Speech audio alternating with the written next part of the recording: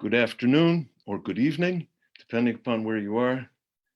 Welcome to this hour, or a little bit less than that, where we'll be talking about an incredibly interesting person who the professor Jason Rosenblatt calls Renaissance England's chief rabbi. A very interesting title because Jews had been expelled from England for centuries when this man lived. This chief rabbi was not Jewish, but he was a man who developed serious Jewish scholarship, and it was used all in the support of his role in establishing the power of common law, of constitution in England, of fighting for parliament against the unlimited and unchecked power of the king, and passing through parliament and getting the king's approval of one of the great landmarks of the development of democracy, the Petition of Right in 1629, which ranks just behind the Magna Carta as one of the first affirmations of democratic process and democratic government. What John Selden found was support for his politics, for his ideas in a most unlikely place, it would seem, for a person of that time, but his immense scholarship turned him eventually towards Jewish sources. And not just where most people had been in the Christian world at that time and using Jewish sources selectively to create and justify a Christian narrative and turning Jewish sources against themselves. He used them in a way that was, one can say it was a loving appreciation, teaching himself to become a Talmudist of the first level. We'll explore a little bit of his life and its meaning during the time that we have together. I'm going to share with you some screens from PowerPoint. I'll be skipping through some of them because we don't have time for a full-blown lecture, but I hope it will be enough to set the context and to give you an appreciation of the role that Torah has played in the world, not just in guiding our own community of Israel through the most perilous situations that any nation has ever gone through before and brought us through it. But it also at the same time, with almost little fanfare, its hand was there in setting up all that we have learned to cherish as good in the Western political world. First and foremost, the idea of freedom of religion, the countries that have given the Jews a place and cherished them and valued them and protected them to whatever degree against persecution have been the countries which have adopted this, and it's sprung right from our own sources. We'll start looking at basic ideas which enabled this to happen. The first thing that I want to have us look at is a quote from the Midrash. Ha-Makom shel olam v'ein ha'olam makomo. We're speaking about an attitude towards God that's distinctive to our Jewish tradition. And the rabbis ask, why do we call, as the rabbis do in rabbinic literature, a nickname of God, the divine name of God? We call him Ha-Makom. It's all over the Talmud and all over Midrash. And the rabbis explain this curious name. The word Makom in Hebrew means place. Why do we call God the place? The Midrash says, because he is the place of the world, but the world is not his place. Well, what are we saying about God? God is the place of the world, meaning that the world is located within the being of God. There's not another place. There's no other source of being. It is all from within the oneness of God that we have our existence, that the world has its existence. But does that mean that, like pantheists, we identify the universe with God and they are no different. No, the world is not his place. God is not located within the world. God transcends the world infinitely in every direction, beyond all direction, beyond all concepts. But the important thing is here that these two ideas don't cancel each other out. God transcends the world. He's above and beyond every flaw, every limitation of the world. But nonetheless, God is the place of the world. The world is located within God's being, within God's mind, within God's plan. Every bit of it is included and encompassed within it. Now, in the concept of the medieval world outside of Judaism, this wasn't the rule. The great works of the Middle Ages in Christian Europe were the mighty cathedrals. The worldview was really that this world was not a very good place at all. People were all sinners, and one needed to aspire to transcend to it, to come to a place in heaven, a place beyond the world. And that is where whatever comfort is possible would be there. It was not a life-oriented culture. I'm speaking admittedly in very broad terms, but it's still an important idea to understand. When we got to the end of the Middle Ages, there was the cultural phenomenon called the Renaissance, the rebirth. And what it meant is that part of it was the emergence of from a world that centered itself on aspiring to the world to come, giving up on this world as being hopelessly flawed, and finding some way to be reborn to life here. We are going to look at first a philosopher who picked that up from our Jewish ideas. And what I'd like for us to see is this. What are the ideas that made their way across the boundary and began to influence the world? One of the great people who had done that already in the Middle Ages was looked to by scholars outside of Judaism in the Christian world, in the Muslim world, was the great Maimonides, Rambam. And Rambam, for all that he speaks of God being transcendent, he also tells us that God is relating to us. And especially that relationship means that we can look towards God and it can translate, and it not only can, but must translate into modes of action. He quotes here, this is following a much older rabbinic text, but Maimonides has it in his code of law as something which binds every single one of us to do. As Deuteronomy states, you shall walk in his ways. How can, and what does that mean? How can human beings walk in God's ways if God is utterly beyond us? No, we can understand and it can be meaningful. Just as God is called gracious, you shall be gracious. Just as God is called merciful, you shall be merciful. Just as God is called holy, you shall be holy. We are in a relationship, even though God is beyond us in every way, yet God is not so totally beyond us that we cannot learn from God's own self.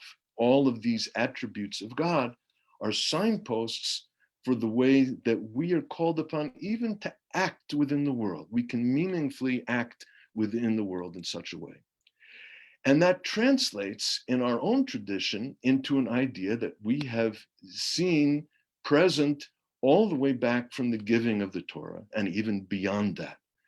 A teaching from the Talmud, tractate Sanhedrin, our rabbis taught the children of Noah, that means everybody in the world, not just the Jewish community, were commanded to observe 7 precepts. That means that everyone in the world is called to be in a relationship with God. That is not just a relationship of prayer and aspiration for a place in heaven after their life in the world, but that gets down to the nitty-gritty of how we act within this world. And they're in a relationship of being commanded by a commander. And this is the basic order of the world as reflected in these seven precepts. And what are they? Establishing courts of justice, no cursing of God, no idolatry, no illicit intercourse. There's a sexual discipline that's demanded of everyone in the world. No homicide, no theft, robbery, stealing. And finally, don't eat a limb of a living creature, which really expands to mean don't be wantonly cruel to any living creature. And this, the rabbis understood, is the blueprint for how the world could, meaning the world, meaning all the nations, even beyond Judaism, would be able to live in a harmonious way and to make this world into a place which God would be satisfied with. Return the world to be a garden, as it was in God's concept of the creation, creating the human being to be in the image of God, to be in a place of peace here within the world. The ideas of the relationship that we human beings could be in a relationship with God and are meaningful, the actions that we take in a cosmic way, came out into the open in our Jewish teachings through the Zohar and the Kabbalah. The Zohar first really appears in a public way during the Middle Ages. It was, according to our tradition, it was hidden away since the time of Rabbi Shimon, and only a few people saw it, but it appears publicly in Spain during the Middle Ages.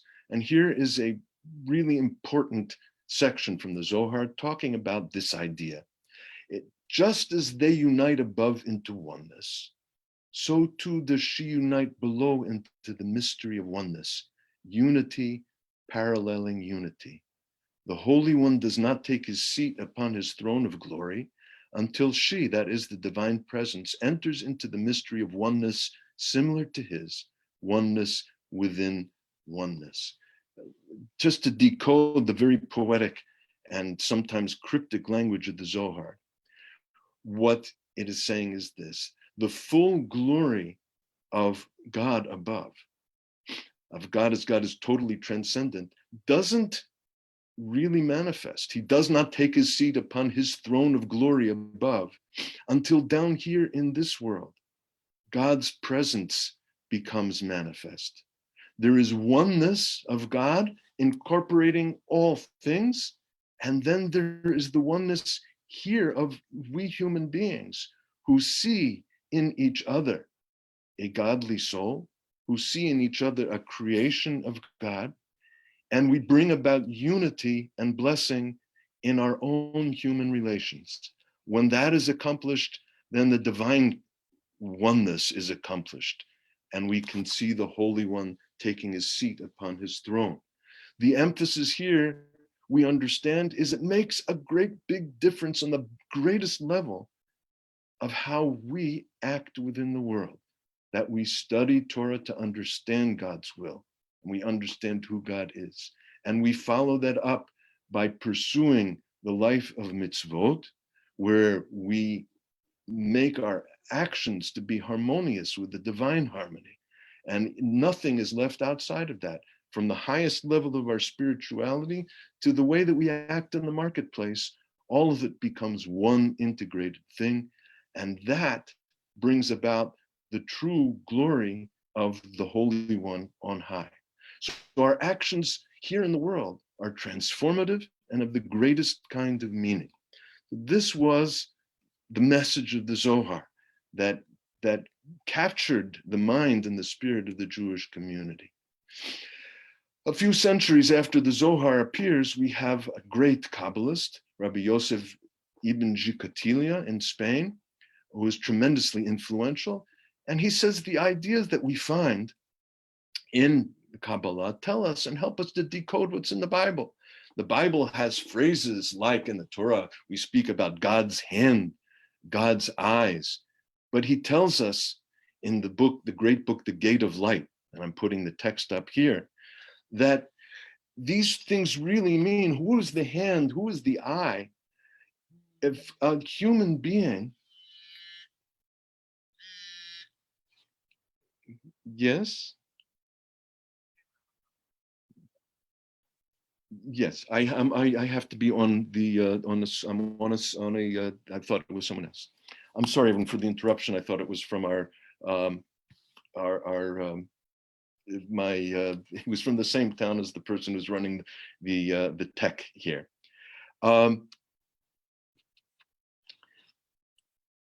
Here in our text, if a person acts the right way, if we should have merit, our own bodily organs and limbs, our eyes, our hands, become a way that represents the divine image. Our organ is like that inner supernal manner that is called by the Torah, and the Torah by the name of that organ. In other words, to put it in really simple terms, when we follow the mitzvah to give tzedakah, our hand becomes the hand of God. That hand which does the mitzvah of taking the coin and taking it from our pocket and putting it into the hand of the poor person, or into the pushka, or writes the check, or taps out on the computer, becomes divine. And this is a deep, deep idea. And this idea influenced greatly a key philosopher in the Italian Renaissance, a man named Pico della Mirandola, who was the first Christian scholar to seriously look at the Kabbalah and who had a mastery of Hebrew that was deep enough to take him into it. He not only studied on his own, he studied with rabbis at the time. Most importantly, he studied with Rabbi Yochanan Alamano. And here's from a book of Rabbi Alamano, a great Kabbalist who was living in Italy and was his tutor in Jewish mysticism. As much as we strive towards God and his perfection, so too does divinity strive towards us in order to endow us with its perfection. In other words, it's God's desire that we human beings perfect our life here within this world. The influence on this Italian philosopher, Pico della Mirandola, was tremendous. He wrote maybe the most famous philosophical work of that century was a work called Oration on the Dignity of Man. It had a great place in the library of the American founders. Jefferson spoke of it and wrote of it as being greatly influential. A little quote from this book that influenced America's founders. If you see a person living in deep contemplation, unaware of his body and dwelling in the inmost reaches of his mind, he's neither from heaven nor earth. He's divinity clothed in flesh. In other words, a human being contemplating God can bridge the gap between heaven and earth. This oration on the dignity of God, on the dignity of man, put the focus of the Renaissance world not on escaping the world, but on human beings realizing their own immense potential, the potential of the soul united with God. It will be able to then manifest blessing and godliness within this world. This was the idea of Pico that he got from studying with the Rabbi Yochanan Alamano there in Italy. This is an idea which is all over in Jewish thought. Poem from Rabbi Yehuda Levi, I've sought your nearness, calling you with all my heart, and going out to meet you, found you coming to me. God wants his presence to be here in the world when we go and dedicate ourselves towards him by living a life in this world that meditates on God, that prays towards God and acts in God's harmonious way, following the mitzvot. We find God coming to be present with us here in this world. Another great character from this time, pulling this out into the broader culture, is a monk named Johannes Reuchlin, who studies with Pico and studies with the great Rabbi Ovadia of Seforno. You may have met him sometimes in his commentaries on the prophets, one of the great commentators that you find in a standard rabbinic book of commentary. He introduces Hebrew into the university curriculum, and most interestingly, it comes into a really important manifestation in politics. The Emperor Maximilian in 1509 orders the confiscation of Jewish books, of Hebrew books, of the Talmud. They were going to be confiscated and burnt.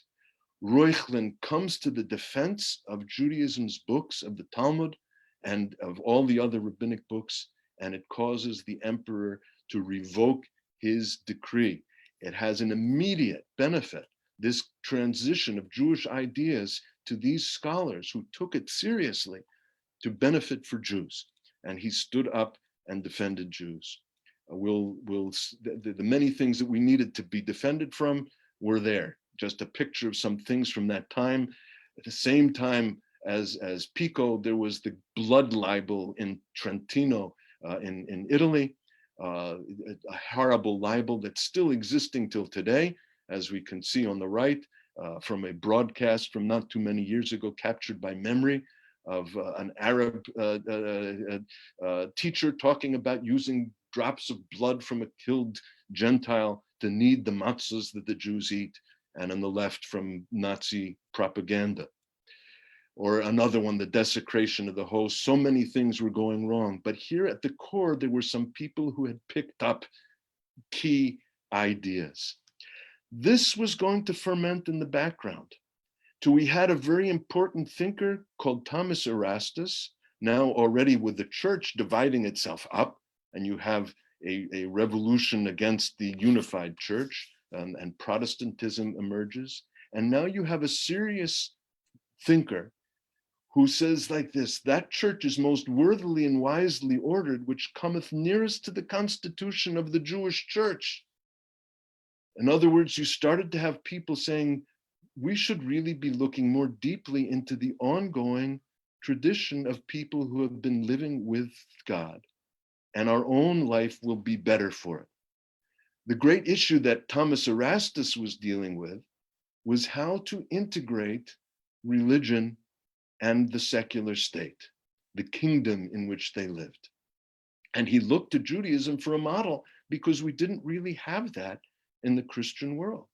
Because when we look to the rabbinic works, we find that in the Sanhedrin, we had religious leadership and the leadership of the body politic all merged in one. And so he said, let us look to them to see how we can do these two things together. What was the Jewish model that was working? And he was extremely influential. Many people followed the teachings of Erastus. Here, for example, Gerardus Voicius is from the great intellectual set that was in Holland, Holland which fought for its religious freedom from Catholic Spain and fought a decades-long bloody war to do that. He was very much influenced. And part of that intellectual set was taught occasionally by a rabbi in Holland, in Amsterdam, Rabbi Menashe ben Yisrael, was a part of that intellectual set, a deep Jewish thinker, a writer, a genius, had his own yeshiva, was the head of the community in Amsterdam, but also had a tremendous influence on the non-Jews around him. This drawing of him, this portrait, is by Rembrandt. Rembrandt knew him. He was that deeply into the society there and had a profound influence on it. Here comes someone now who's going to make a bridge towards the man that I mentioned at the beginning. Hugo Grotius, also from that Amsterdam intellectual set. We call him the founder of modern international law. He was the man who was behind the Treaty of Westphalia that ended the 30 Years' War, where Europe was fighting out whether Catholicism or Protestantism would rule. And 3 decades of war came to an end with a standstill, with a stalemate.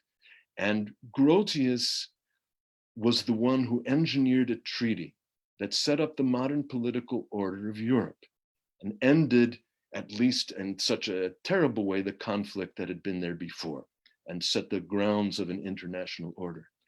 Grotius was looking to Jewish sources, and foremost among them in the Talmud. He looked to Tractate Sanhedrin, and in this work that have the Latin name for it underneath, we see this idea the Sanhedrin exercised control over public affairs, not only in the days of kings and rulers, but also when there was no king or ruler. There was an idea of a law and those who knew the law was sovereign over all. And the Sanhedrin ruled in as a court and as a ruling body. Moreover, he said like this: behind all of our various religious ideas, behind all of the differences in religion, there is a presca theologia, a true first theology that's common to everyone. There's a true religion common to all ages. There is a God. God is not any of those things we see. He's transcendent. God is involved in human affairs. God is the creator of all things. He writes this in his book on the war, on the laws of war and peace. And then he says like this most important idea in the emergence of Western freedoms and political liberties, he looks to the Talmud for his model. And he writes, within ancient Israel, there always lived some strangers, people who were not Jews, as is read in the Talmud. These, as the Hebrew rabbins, the rabbis say, were obliged to keep the precepts given to Adam and Noah, but not the laws peculiar to the Israelites.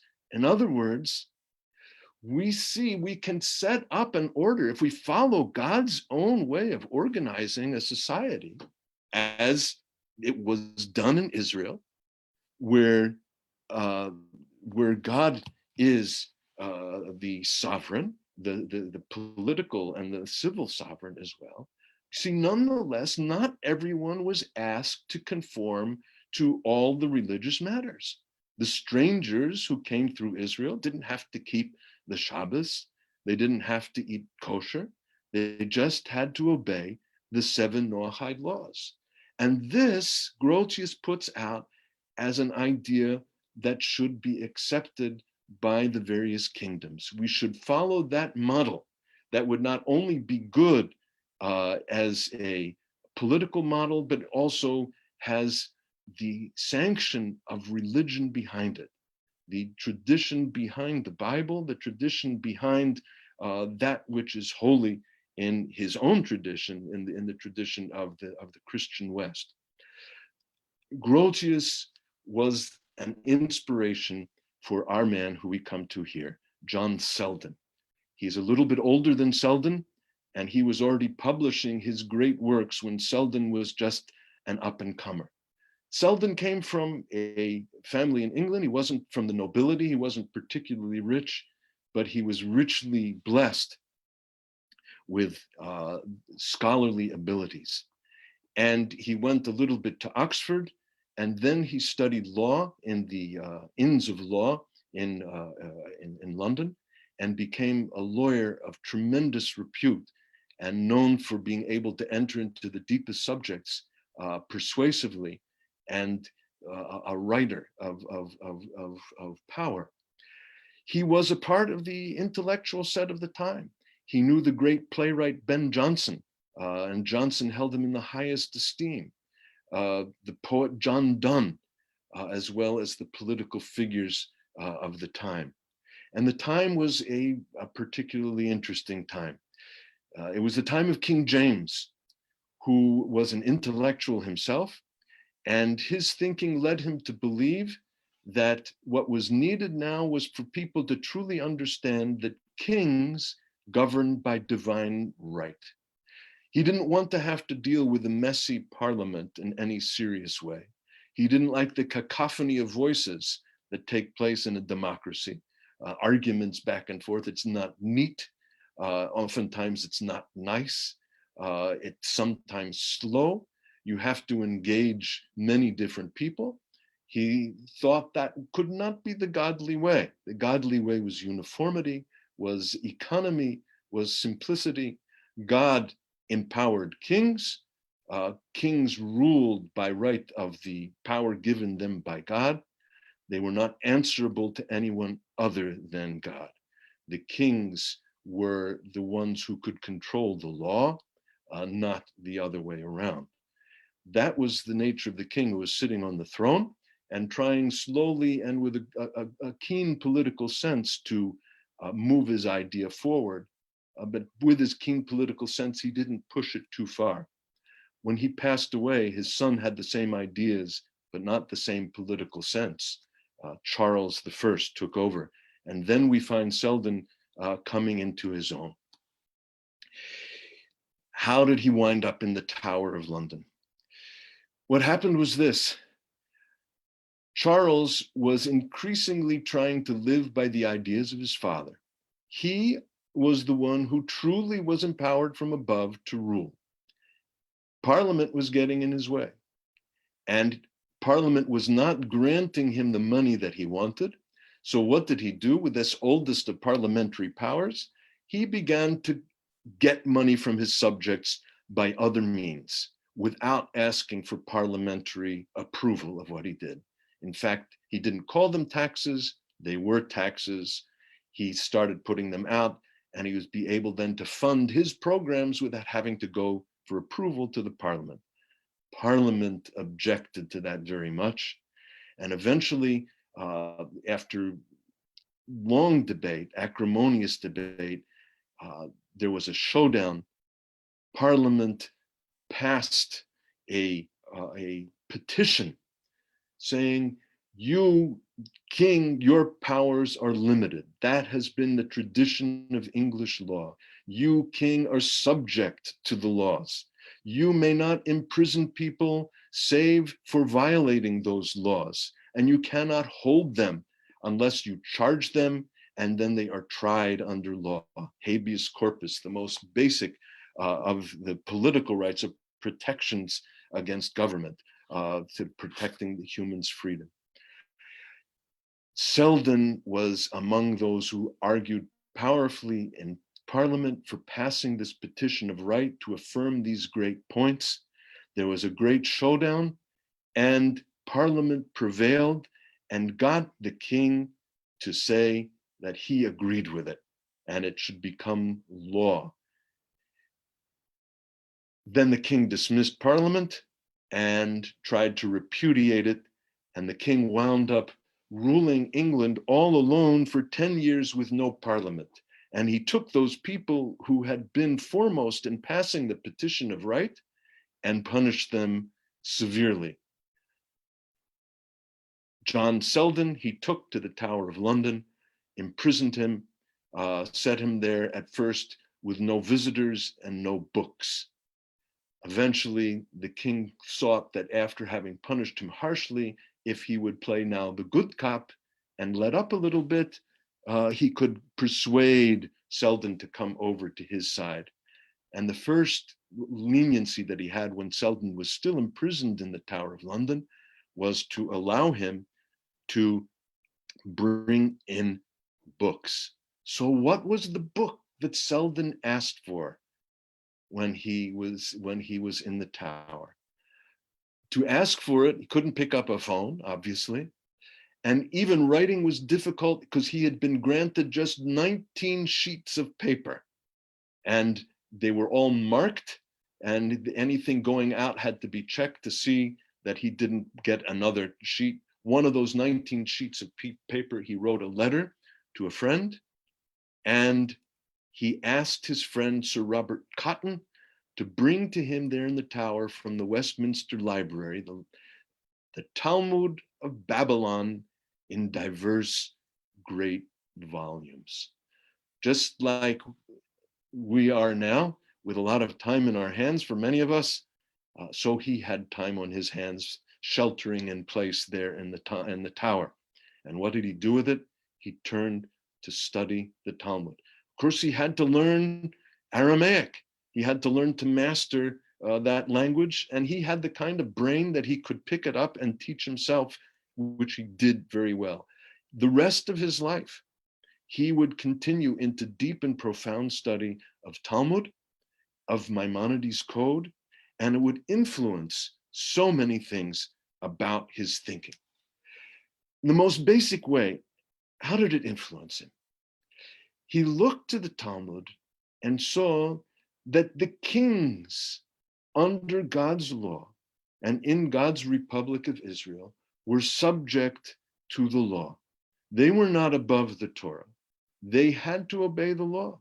We see this, and now, of course, the great English legal thinker 2 centuries before Fortescue had talked about how a king should study the book of Deuteronomy, where we see that the king is called upon by God to study the law by virtue of which he is able to rule. Selden understood this as meaning that that law is always superior to the king. Both the king and subject are bound by the law. The king is simply the chief officer of the realm, but he is not free of the law. There is a constitution which governs things, even the king. And we see that in the most ancient and the best example he felt after his study was in the Jewish tradition of oral law. Now, you'd find before the time of Selden, Christian scholars who appreciated the Bible, but they would deprecate the rabbis.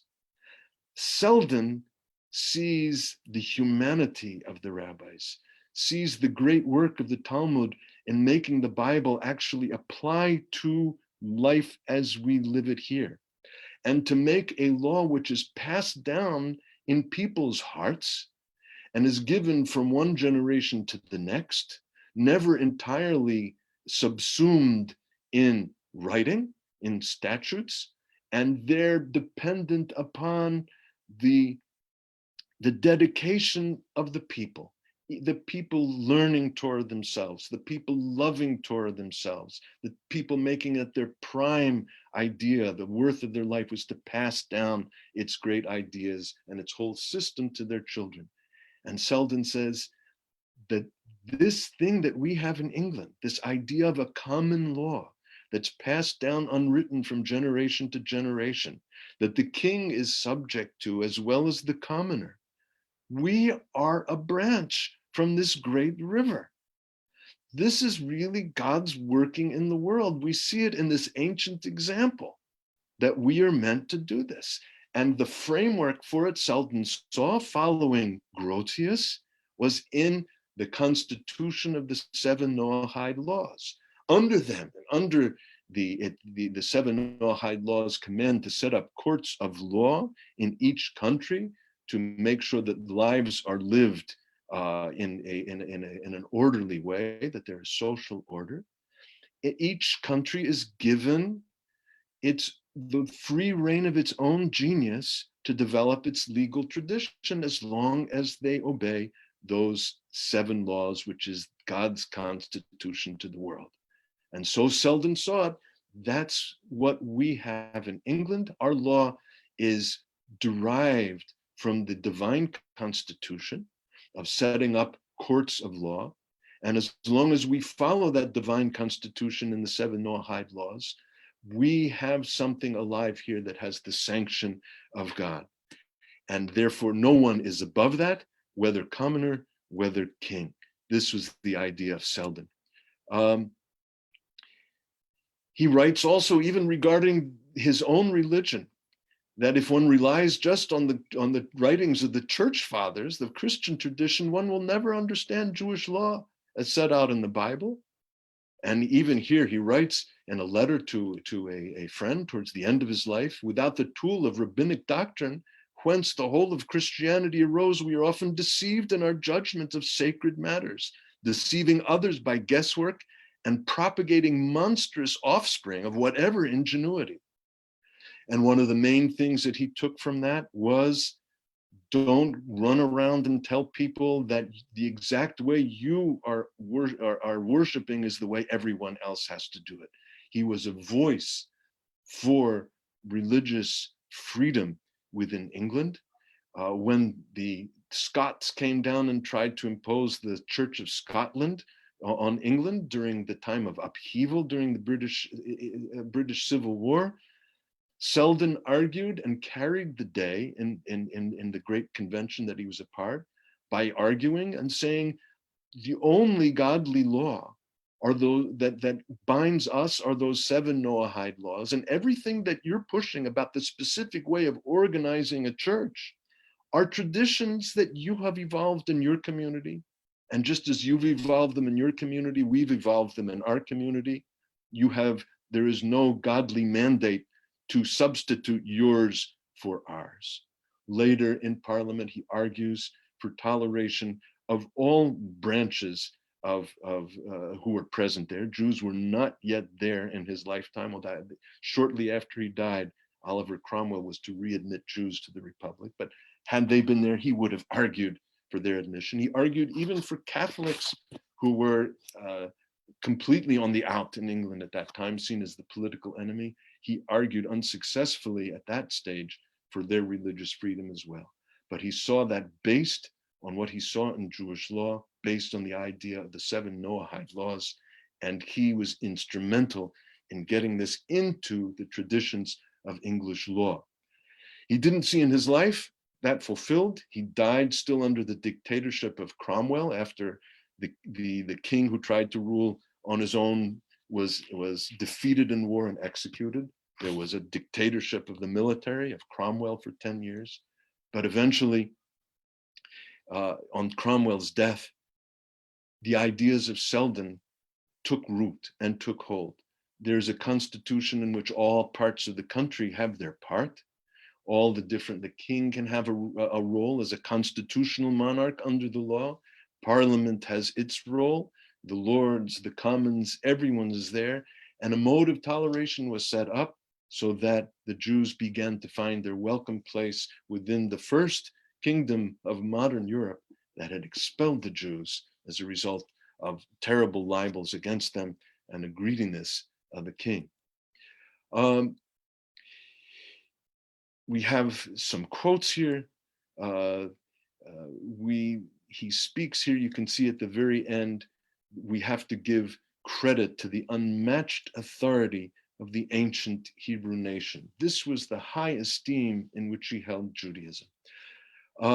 Selden was greatly influential in his day. Here he calls one more thing, the traditions, the commentaries and traditions of that most noble nation to which the ancient and unique privilege of divine prophecies once belonged. These should not be disregarded, he wrote in one of his later books. Modern scholar, Eric Nelson of Harvard, wrote a tremendous book about a decade ago, telling us that we need to revise our whole idea that democracy emerged as religion lost its hold. And it was a result of secularism that democracy and religious freedom comes to the fore. No, he said, we can see in these tremendously influential people looking to the Bible, and in Selden's case and in Grotius's case, looking to Jewish rabbinic tradition to set up the groundwork of our modern political freedom, in particular, religious freedom, which is what the narrative that is running around still, even despite Nelson's work. It's not dying quickly. The narrative is simply, we get religious freedom when we get free from religion. Nelson wrote a brilliant book, and looking at the works of Selden and others to say that that's really not so in the majority of cases. The great majority of the thinkers at this crucial time, setting the foundations for democracy, were looking to religion and looking specifically to rabbinic tradition. Professor Stephen Grosby writes, one implication of this approach, meaning the approach of Selden to a changing, developing law, is an understanding of humanity as partners with the divine in the ongoing creation of the world. It is an implication of the covenantal framework and supported by rabbinic anthropology. This most important idea that the rabbis have, it's mentioned twice in the Talmud, that we human beings can be a partner with God in the creation of the world. We are agents of God. That is the idea of Torah. That is the idea, as we speak of it in the Chabad world, of shalichus. We are empowered by God to go out and create the world the way that God wants. It is Selden is seeing this idea, and that's the idea that has to be there in our own governments, in democracies, that we are partners with God. And this is of supreme religious importance, how we engage and how we set up our societies and how we welcome everyone in their unique relationship with God as long as it is abiding by that divine constitution, the 7 laws, which give a place for everyone within harmony. Well, there's much too much here to see everything, but just quickly to take from Selden to his students. Henry Stubb writes this: the Israelites were not hereby obliged to destroy all their neighbors that were idolaters. They never practiced such a thing. We don't have to go out and destroy religions that disagree with our principles. We didn't have to go beyond the land of Israel to make war on idolaters. Stubb pointed that out. James Harrington, the author of the great book Oceania from that same time, relied upon Selden's Jewish scholarship because he was not a master of Hebrew or Aramaic. And he writes like this, inspired by Selden: all religions, with the public exercise of the same, be both tolerated and protected, that all professors of any such religion be equally capable of all elections, magistracies, preferments, and offices. We have that idea in almost the same words, at least in synonyms in our Talmud. There's in our Constitution in America no religious test for office or for the privileges of citizenship. Even the great philosopher Thomas Hobbes, who is not often thought of as a person who engaged in deeply religious thought, looked to Selden. And he comes with the idea, in Israel, where God is the civil sovereign, religious matters acquire civic significance. What follows, of course, is that outside of Israel, very few religious matters will take on such significance where God is not the civil sovereign. Therefore, we shouldn't act like we are Israel. We're not. We have to give religious freedom in our state. That idea from Hobbes. Where does this come? Finally, when it comes through the great work on the summary of English law by Hale, Hale was the man that was studied by all American lawyers. That was the book of law that they went to. Hale owes just about everything to Selden. Selden's works are in the libraries of Jefferson and the libraries of John Adams. In fact, there's a journal entry from Adams' journal that when someone had asked him about the idea of impeachment, which he had talked about in the Massachusetts Constitution, and he said, where does this idea of impeachment come from? Adams turned him to Selden. And Adams, of course, was another admirer of the Jewish people, so much that he said about them has been quoted often. Don't have the time here. But here, just a reply of George Washington at the beginning of the American Republic to the Jews who asked them, where do we Jews stand in this new republic?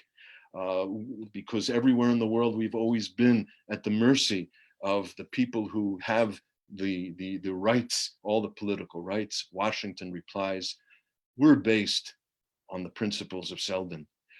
We all alike possess liberty of conscience and immunities of citizenship.